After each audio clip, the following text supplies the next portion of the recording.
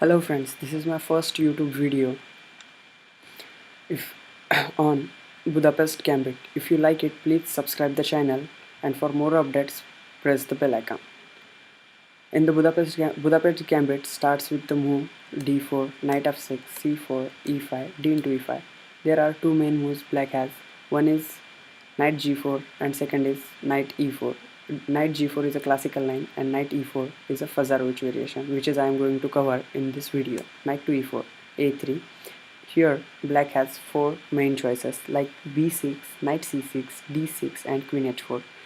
b6, after b6, knight f3, bishop b7,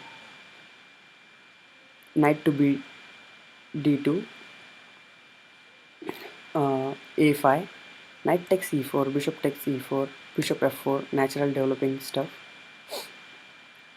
knight to a6, g3, knight c5, bishop g2, a4. Black wants to put his knight to paralyze the a1 rook on the b3 square.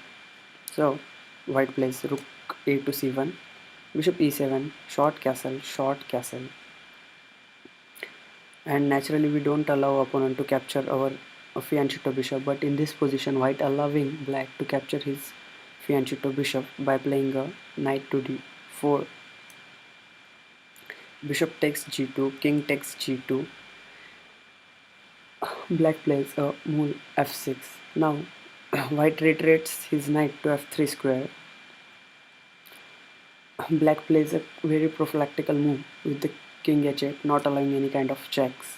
So white goes with queen to c2, f takes e5, bishop takes e5 and d6, trying to get a tempo on the bishop, but white plays a natural move rook c to d1, pinning the pawn, queen d7, and white retreats his bishop to the c3 square.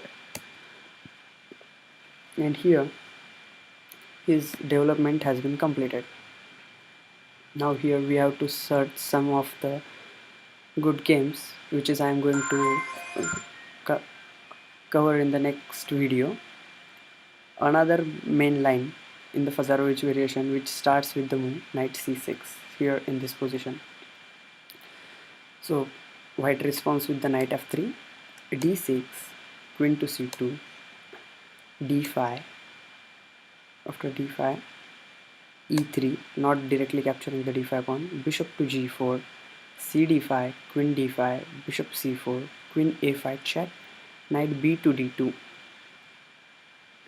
still threatening to capture on e4, so bishop takes f3, g takes f3, now knight takes d2, bishop takes d2, queen takes e5, bishop c3.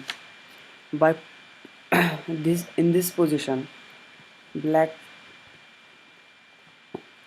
is very poor in the development, and white has strong chances with his paired bishops. After a long castle, white is much better than black.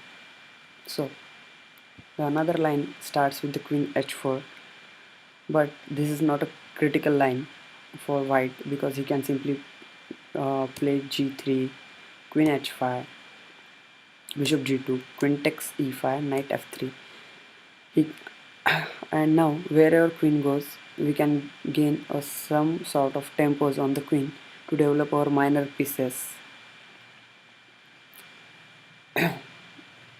And the another main line starts with the d6.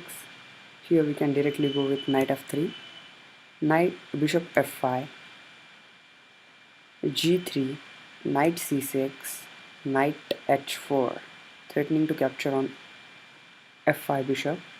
So bishop goes to the e6 square, bishop g2, threatening to capture e4 knight, and if we see it carefully, that knight on the e4 does not have good squares. So f5 has been played, e takes f6, knight takes f6, and now black is threatening to capture the b4 c4 pawn. So we are going to play a very simple move, b3. So black goes with d5, cd5, bishop d5, queen d5, queen d5, knight d5, bishop b2, long castle, knight b to d2.